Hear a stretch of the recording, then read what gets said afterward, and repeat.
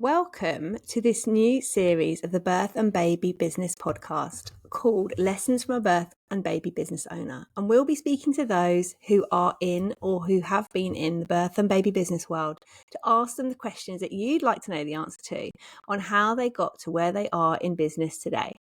Hello, my name's Anna LaGrange and I'm one half of Baba Business, the Birth and Baby Business Academy. And my name's Liz Stanford, and I am the other half of Baba Business, the community membership for birth and baby business owners. And today we have the pleasure of talking to Josette Sticher. Josette is a mom of two, wife to one, and a previous neonatal cardiac nurse. A move to Germany 12 years ago, whilst 6 months pregnant, birthing in a foreign system without friends or family, gave her the need to want to make other immigrant, expat parenting journeys a little easier than hers was. With qualifications such as a BTEC National Diploma in Early Years, a degree in children's nursing, certification in baby massage instructor, a newborn massage instructor certification, and also being certified in hypnobirthing. Josette has definitely got lots of qualifications coming out of her ears. Josette is a thought leader in decolonised, culturally responsive baby massage, specialising in touch for newborns and babies. The founder of Urban Birth Plus, teaching baby massage internationally for 7 years, and has a newfound passion for highlighting to other baby massage instructors the importance and need to be culturally aware whilst learning and teaching baby massage. So, wow, what a backstory. Like, I feel like there's so much to unpick here. And I think really where I'd love to start is what really led to your business. Now, I did mention there when I was reading the bio about your move to Germany 12 years ago. And so is that really what was the catalyst for you to get started? And if you could tell us a bit about that. Good morning to both of you. Thank you for having me on. So yes, that was the catalyst because of my experience. So 11 and a half years ago, I was pregnant, and I thought I had the great idea that I would be able to commute. And my now husband said, come on, be realistic. It's not going to happen. You're going to have to move. I was like, okay, let's just go. I wasn't prepared for it. I hadn't read anything about Germany. I didn't even realize Germans pronounce the alphabet differently. So I literally just went to Germany with my eyes closed, thinking, I'll be fine. I'll be absolutely fine. It's only Germany. I was not fine. So I got to Germany 6 months pregnant and had a baby 3 months later in a completely different system. Couldn't speak the language. Birth was an experience because I couldn't speak the language, because I couldn't communicate my needs. I had everything planned in my head from an English point of view, an English perspective. And I took my English birth plan. I know we don't really speak about birth plans, but back then I took my English birth plan to Stuttgart and it just went straight out of the window.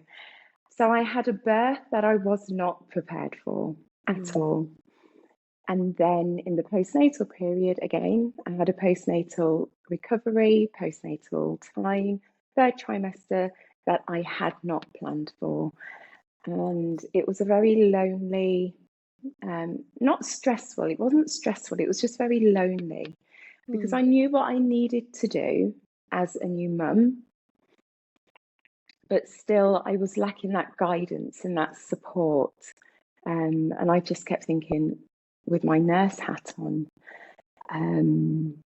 So because of my experience of not having that support, I thought, you know what, there's got to be more families out here who are in a similar position to me, and how can I reach them? How can I support them? And it was then when I had my son, I then thought, well, what can I do with him? I can't join the baby groups because I can't speak German. I can't join any baby groups because I can't speak German. So I just push him around the streets, going for walks, going into town, coming back. It was just very lonely, and I really looked forward to the postman ringing the doorbell saying, "Oh, there's a delivery," because I was like, "Oh, someone to look at, someone to smile to, a human," because my husband worked away Monday to Friday as well. So yeah, very lonely, and I did end up getting a job at the local children's doctor, because that's where I would take my son to get his checks, to get immunisations, so on and so forth. So she got wind of that I was a nurse. So she said, "Would you like to work here?" And I was like, "Oh my goodness, yes, please." Wow. It was all in German, of course. I was like, "Okay, here we go. How am I going to navigate this?" Yeah, I was going to say, how did you navigate that? So I did, in between having my son and before I started work, I did an intensive German course. Okay. It was intense. It was very intense.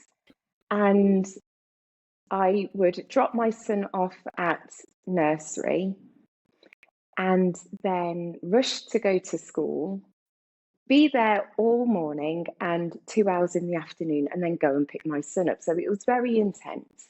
Wow. And I don't think I learned much German, because I was in that mindset of, why am I here? Why am I learning German? I don't want to learn German. So there was some resistance. There was a lot of resistance. I think if I didn't have that resistance, I would have learned German a little quicker. Yeah. How's your German now? I'm a lot better. I mean, 12 years on, and if I went back to work in a German practice, I would be able to fluently support parents. Wow, that's amazing. Support myself. Yeah. And definitely get by. There are different levels, and I'm just at the end of B2, the B level. So there's A1, A2, B1, B2, C1, C2. So I'm at the end of B1, or the B level, and I need to do some more to just be able to have a real grown-up adult conversation. Yeah, definitely. But it's like it just sounds like you kind of went from what's the saying, from the frying pan into the fire, or the other way around. There you are, like, heavily pregnant, and with your husband, and then like moving your entire life at such a vulnerable time. And when you described then, Josette, like how it felt to be in this country where everything felt so different, where the language was different and the people were different, and just like the systems, was there any moments of kindness that you remember from people? Like, obviously the person in the surgery sounds like, she maybe had her eye on you and thought, oh yeah, I like this lady, or we can maybe help this lady in some way, even though it was a job. But was there any moments of kindness where you really felt like, oh, okay, that's warmed my heart today? Oh goodness. They come few and far between. Yeah. I've got to be honest, they do come few and far between. I do remember when I told a doctor where I used to work at Birmingham Children's Hospital, he's German. And I remember saying to this doctor, "I'm moving to Germany." He says, "Where are you going?" I said, "Stuttgart." He just looked at me. I was like, "What?" And he said, "It's a very conservative city. So I'll be fine." I kept saying, "Yeah, I'll be fine." I got here and I realised what he meant. It's very conservative here. Although it's very multicultural now, it still is very conservative. Kindness. People have been kind. I won't say no, it's awful. People are rude. People don't talk to you unless you've grown up with them since you've been in the womb. Because there's this kind of stereotype, this kind of culture where you grow up with your friends and you stick with your friends. And if an outsider comes in, it's very hard to get into a circle that's already been formed. Yeah. So yes, people have been kind. The doctor, for example, my mind was actually blown when she was like, come and work for me. I was like, oh my goodness, I've got to go through an interview process. No, just come and work. I was Oh, like, that's good. okay, brilliant. And it was the same when I got a job well, no, I did go through an interview process at the hospital where I got a job to work as a neonatal nurse, but my son was just a baby. Like I said, my German was not good. Mm-hmm. So these kinds of kindness, I was kind of blown away with how quick people wanted me to work. Yeah. Um, Because it means so much in those early days, doesn't it? it When does. when you've got a small baby, well, you've got a tiny baby, a new baby, that like all you want is to feel like held and feel supported. And I just get that real sense from you that you didn't have No. that at all. And that's like you, or correct me if I'm putting words into your mouth, but I feel like you want to be that person for people. Like you want to almost be like the arms around them, giving them the hug Yeah, that maybe you never had when you first got to Germany and exactly. had a small baby. Exactly. And in the early days, it was really a blur. Mm, When in that postnatal period, when my son was a baby, him growing up, it literally was a blur. And if I don't look at pictures, I don't really remember. And yeah. it's quite sad actually, because I don't remember a lot of that early. Mm, I don't. So I've had more kindness towards the latter years of living here, or I remember more kindness, let's yeah. say. Yeah. And I don't know if it's just my nature. I don't know if it's because of my mum. She's a foster carer, so she's got this giving personality as well. Mm, I was a nurse, worked as an assistant in the hospital, and it's within me to give support. It's within me to help. I mean, if I could do my business for free, I would. And I do a lot of it. I do. People say, well, you're running a business, not a charity. And I'm like, well, I'm happy when I've just said, yes, I will babysit for you, or yes, I'll bring some food because I live next door to a hospital, basically. So I can just go on my bike. I'm literally there in 1 minute with oh. my little gold bag, and I've bought some food for a parent who's just Oh, birthed. Josette. Yeah. And it's literally, I love it. I Mm, just love it. And my mood lifts. mm-hmm. And because my mood lifts, I'm in a better mood for my kids, the husband, and they're like, "Oh, Mum is happy today." I'm like, "Yeah, I am. I saw a new baby, and I supported a mum." So Oh. yeah, it's just within me to give that kindness, even though I've not received a lot of it being in Germany.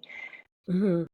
I love to be that kind of kind person and Yeah. supportive person. Really shines through, definitely. Yeah, it does. And I just, I can really resonate with your story. Well, actually, in some ways, but I moved to South Africa. So I know that whole, moving into a new culture and a new place. And I didn't have babies, my kids were older, but the difference for me was I could speak the language. I know there's of course there's like cultural differences, and there's things that, like we were saying just before here, that I can't even pronounce my own surname properly in South Africa. There's definitely parts where I don't fit. But for me, when I started supporting parents a little bit over there, it was the expat community that I was really able to connect with, because as parents, they had been through that sort of similar, unless you've sort of done it, you can't really understand it, that sort of moving yourself from, and even with another English speaking country, you think, oh, how different could it, how difficult or how different could it be? And like you were saying with Germany, geographically, it's not far away, is it? So you No. kind of, in your head, you're thinking, how different could it really be? But it is a huge change. So tell us a little bit about that, how you connected with your expat community and sort of how that maybe influenced your business and how you supported families.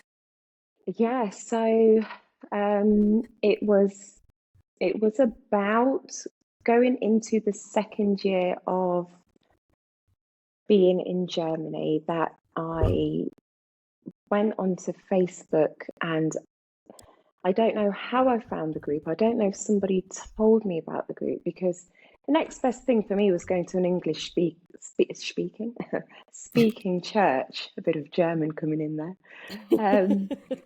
An English speaking church. It's a words. And I can't remember if it was through this church that I found the group or if I just found it being on Facebook. But either way, I joined this group and it was called it's called Stuttgart Mom Support, something like that. And I joined it and it was a very tiny group. And this was 10 years ago, about 10 years ago. Yeah. And no, I joined it 9 years ago. I joined 9 years ago and I realised it was a group to support. It was more so American mums because there's a big community here of American, of the military affiliated. And I joined this group and then I slowly realised, okay, there are so many other parents in a similar position, not necessarily expats, not necessarily foreigners, because I class myself as a foreigner, I'm not an expat. And there isn't a bad word. It's not a bad thing to say foreigner or immigrant, because that's exactly what I am. But a lot of these were coming for a few years and then going back or moving on. And I thought, okay, I'm here to stay. There aren't many people here that are here to stay. So it was through this group that I realised, okay, there are other people who are asking questions. I'm pregnant, I'm going to give birth, or I've had a baby. How do I navigate this? What do I do? How do I get to the doctor? What's going on when I get to the doctor? But at the time, my German wasn't good. So I could only speak from an English, support from an English point of view. And it was from this group where I thought, okay, I think I can support, I can try and build a tiny English speaking community through having a baby, through the postnatal period. And that's where I thought, okay, I think I can support mums through baby massage and mainly mums. And I found the company that I trained with and tried to build up a business, and it worked. And yeah, that's where I kind of ended up supporting through finding this small Facebook group, which has now grown so much over the years, so much. And now I'm admin of the group. Brilliant. So you're very involved in the community, which is really great. So what would you say then on that journey of like from when you first did your baby massage training to where you are now? I know that's quite a span of time, but what would you say has been like the biggest challenge in setting up and running a business or business related? Goodness. Yeah. Are you like, where do you want to start, Liz? Exactly. Lots of challenges. And as you can imagine, the biggest challenge is navigating a business in another country. Yeah. Oh my goodness. I mean, there's got to be challenges navigating a business in your home country where you can speak the language. Yeah. But then navigating where there is a huge barrier of the language was just, it was like, husband, can you help me here? Husband, what does that mean? What does that mean? Can you do? And he did a lot of it, to be honest. I was very fortunate, very privileged, to the point where people are like, how did you start? And I was like, I just need to ask my husband, because he did it all. He basically registered the business. Yeah. I would go to him with all these ideas, and bless him, he would then find what I needed to do. And it was easy for him because he could just type into Google all of these very long German words, consisting of longer words than a whole alphabet put together. I'm telling you, some of these words are phenomenal. So he actually helped register on that side. So a huge barrier is the language. Now, the easy part is then finding, promoting in English in the English community space. That was no problem. because I could speak English. Everybody could understand English. It might not have been a first language, but lots of people have English as a second or third language within the community, the English speaking community. Yeah. So that was okay, but it literally is okay navigating business itself, just navigating that and being consistent, because the community changes. And I suppose if I was in the UK, it would also change because babies grow, you know. So your clientele always changes as well. But a huge challenge is the language, and everything here is so much more expensive. So then if I'm going to rent a room, which is, I just can't, it's like living in London. I can only compare it to living in London, price wise. I would then have to put my prices up. And then sometimes I think I have this internal battle, another barrier, this internal battle of charging so much for a very simple yet very powerful, effective art through baby massage, charging so much for it, and knowing that in some countries they don't charge. Yeah. Which is where I then want to do it for free. And then I think, well, I can't do it for free because how am I going to pay the rent, for example? For you know. So lots of kind of challenges, barriers that I am slowly overcoming. But it's still a work in progress. I should have overcome it by now. But no, I think it's so common in our world where we are natural helpers, where we're nurturers, and that's where I'll be surprised if there's anyone listening to this who doesn't resonate with you know, part of that, Josette, because I think the money stuff is such a big deal to us. Like, we know we want to earn money, we want to, you know, but there's so many stories, conditioning, all sorts of things that stop us from wanting to charge or wanting to charge a certain amount, and it can be a tricky thing to manage, to navigate. And I know that here in the UK, which is where I am today, by the way, just confusing, but that's why I said here, because I'm in the UK today. But there are like options, you know, there's charities, there's grants that people can get, but I know that is tricky to navigate here. But I'm assuming like when you go to you're in another country, the health system's different, whether there's, you know, money for that. And even if there was, how would you go about, you know, looking for, you know, grants and funding or charity status, all these kinds of things, which would help you to offer services, you know, for free or low cost. So I think that's, you know, I think it's completely understandable that you battle with that, because I think we all resonate with that on some level.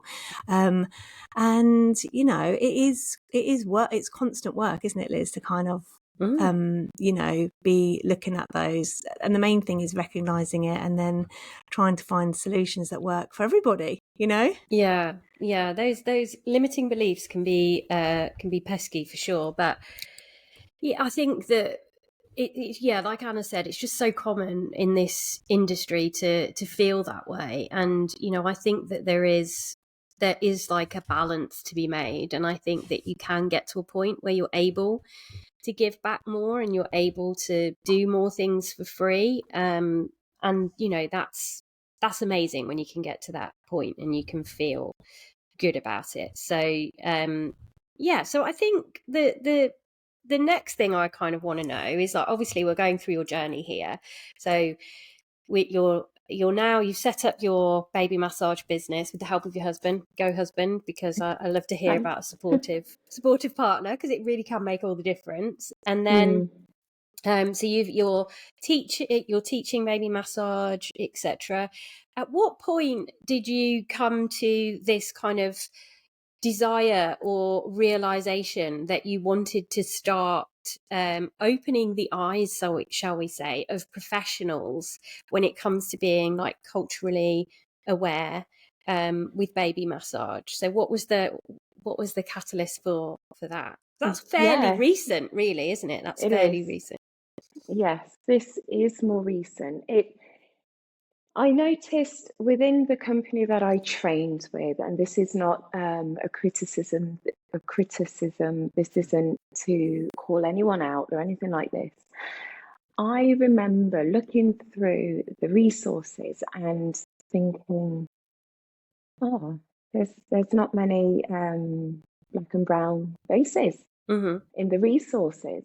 There was clip art images, but there weren't many real, is that the word? Real images of real people, of colour, of culture. And I remember thinking it, but at the time I was just not brave enough to say anything. And it was then the whole George Floyd, which then made me look at people on social media, more so social media, that were then thinking and being brave enough to speak out about experiences. And I thought, wow, there are other people who feel like this about other things. And if they are now finding their voice, I need to try and find mine. So I then became the ambassador for this baby massage company in regards to equity and diversity. But I still I didn't know much about it. You know, at the time, what I said was, I've only been black for 35 years. That's all I know. I don't have any education. So then I thought, okay, I can't support or I can't speak about something that I don't really have much education in, only my experience, which is still powerful enough. But for me, I thought I want to be able to speak from an educational point of view as well. And it took me about a year to do the work myself. Because if I wanted to support others, if I wanted to speak about something, I wanted to be able to speak from a place of also self-growth, education, and so on and so forth. So I went away and I did the work myself, and not only for myself, for my children as well. And being able to be confident to advocate for them. And I went away and I read books that I'd heard of, but I thought, I'm black, I don't need to read about that. And no, that was not a good mindset to have. I needed to read about this. I went and I followed lots of people on Instagram, a great place at the time, because at the time of George Floyd, it was COVID as well. So lots of people were going online. And it was a good year later where I thought, okay, I feel a lot more educated, a bit more empowered to start having conversations. And then fast forward a few months, I got approached to, no, actually, in between this, I then started to talk about cultural awareness on my Instagram account.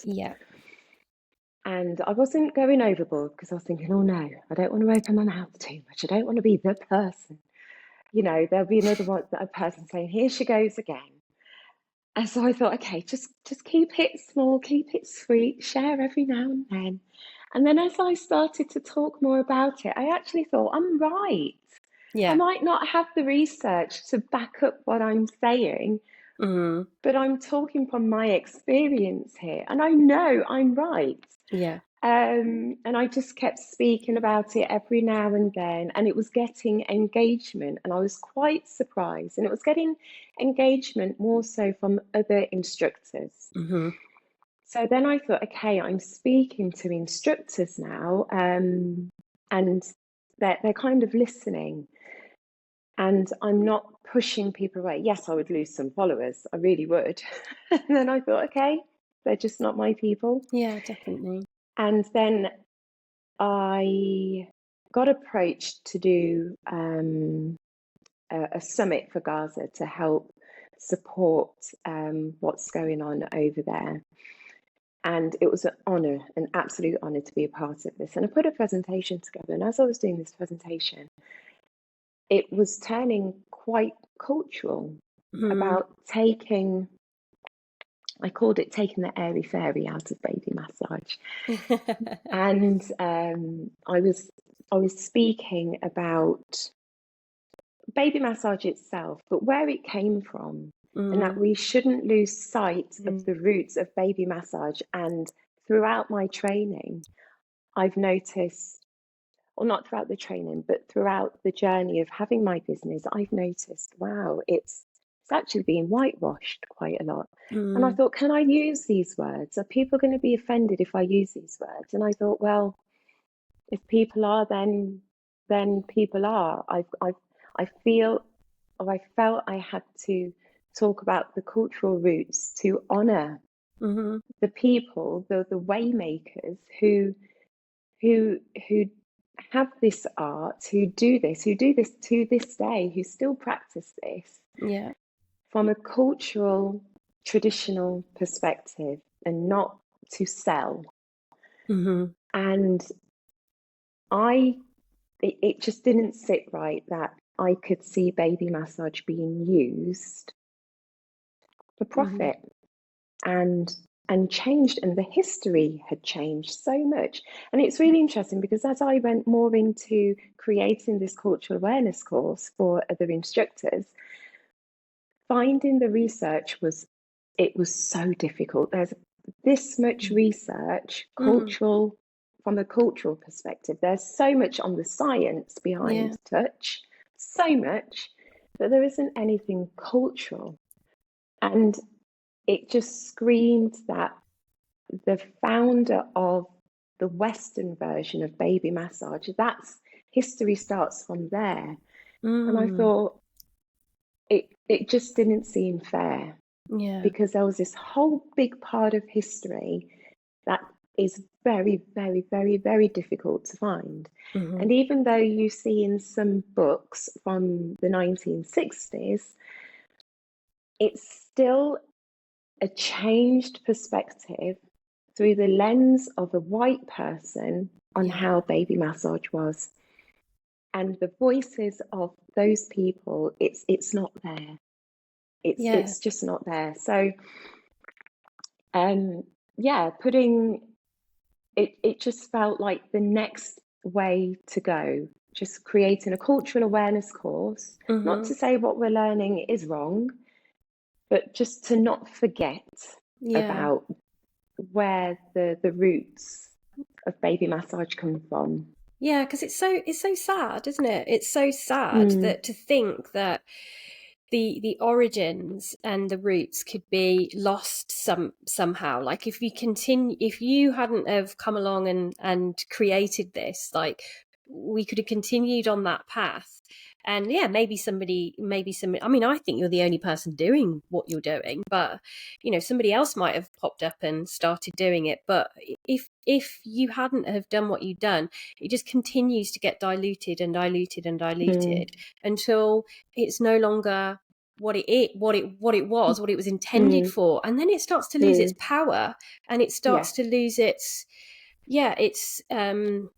I guess its impact as well. So I just think that's amazing that it comes from such a pure place with you as well. Like you came at it as it feels like almost activist, but also like from your heart as well, which I think activism is from the heart as well. But there's like a real kind of mix of feelings there when you talk about it, and I just think that's really wonderful that you've done that and that you've brought that to the baby massage world.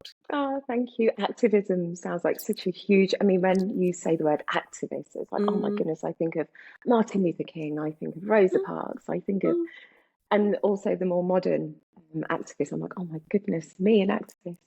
But it is a form of it, I suppose. And I know I will have ruffled a few feathers. But it's not to say what they're doing is wrong. No. And I know that it's good to also go with the times. And we change with the times. But again, it's this whole not forgetting the roots. Really, really. Absolutely. I think when we get taught something to start with, so that was the same with me with my mindfulness teaching. It was a sort of, there were some spiritual roots in there, but it was mostly a sort of secular mindfulness for stress release, because Western, that's how it'd come over to the West. And they almost kind of, some of the people that supported it coming over to the West sort of were just glad that it was being shared around the world, the benefits of mindfulness and how it can reduce stress and how so good it is, but a lot got lost. And I think it's so important. And I'm guilty of that as well. I think, when I did my training, I then went on to teach what I'd learnt. And it was only then reflectively that I thought, actually, I want to deepen. There's more to it. This feels really important that anyone that I'm teaching teaches the roots to mindfulness, because that's part of what I teach. But it took me a good couple of years to grow the confidence to be able to say, actually, I just want to do this a bit differently, or it's really important. This is a really fundamental part of, I want to make that a fundamental part of my training. I think it's really important. I really hope that your training can be used by all the baby massage schools to, and I think thank you for doing that work and that education and going back and looking at it and researching it so that you can then share it with other people. I think that's, it's an amazing thing that you've been able to do. And I think if people are resistant to it, it's probably because they see the truth in it and they perhaps feel guilty or feel bad, or and that kind of puts up that resistance as that defensiveness, that they feel like they might have done something wrong. And so but the truth is we're all learning every day. We don't get things right every day. There's always space for us to grow our own practice, and especially as leaders in in this world, we have got a responsibility to look at our training all the time and say, am I doing this right? Does it need to change? Is it harming people, even those in the past? And I think it's great what you're doing. And I really hope to see it spread out further and further in the baby massage world. Yeah. Thank you very much. Me too, definitely. I think as we're sort of coming to the end of our conversation, which honestly I think we could go on and on, but we could. So many questions I could ask you, Josette. But I think maybe we should end with, what is the one piece of advice that you would give to a birth or baby business owner who wants to create an impactful and sustainable business? What would you say? Oh my goodness. I know. Impactful, sustainable advice. I'm going to struggle with this one, actually. Well, you are, for me, the epitome of impact and sustainability, because I mean, look, you are in a country that is not your, it's not your home, it's not where you grew up, and you've built and created something, shaped it for yourself around your life, around your kids, around your lifestyle in Germany. And then the impact side is, right from the beginning, when you started Baby Massage, it was impacting people who you felt needed that support, needed that love. And now we're at the impact you're creating with your cultural awareness course for baby massage instructors. So you are and have created such an impact, and you have like sustainability in your business because of that. So what comes to mind when I say that? I'm helping you. Thank you. But wow. So all I can say, and this probably isn't, the best business model, but I have just created what I have because of my experience and because of my deep passion and my love for wanting to support. I think going into business, yes, you've got to be tough in business. Yes, it is about making money as well. But for me, I think I rate my success on the support and how I make people feel. Yeah. And it's going into it with good intentions, pure intentions, good intentions, authenticity, transparency. Yeah, just staying true to your why and why you have gone into business. People go into business because I feel they have a way to help people in whatever business it might be. It's to help people's lives a bit easier and make money on the side. But for me, those who probably on the more sensitive side, just going there with pure intentions. I love that. And for me, that carries me further. That's me feeling rich in that sort of sense, not in a monetary sense, but rich in knowing that I've helped support someone. So I think that's great advice. And I think anybody who starts a business should start it from a place of passion and purpose and authenticity. And, that really helps to drive you forward. And, when times are tough and there are challenges and you're not making the money that you want to be making, or you're not having the impact that you want to have, then just going back to that is, can really just set you back on that path. So I'd say that was the perfect piece of advice. Thank you, Josette. Thanks for sharing. You're very welcome. And can you tell us, Josette, where people can find you? How can they find you on social media and your course as well? And we didn't mention your journals, but maybe give them a little shout out too. We just didn't have time. Sorry. No, that's okay. So you can find me at Urban Birth Plus on Instagram, www.urbanbirthplus.com. There's lots on Instagram that I share, and the cultural awareness course, there is a link through my Instagram page in the bio. And the next one is next week. I'm not sure if it's going to run, so we'll see. But there will be more coming up. So that is the first side of the business, and the journals. That's called Etch, and again, Instagram page Etch, and www.etch.com.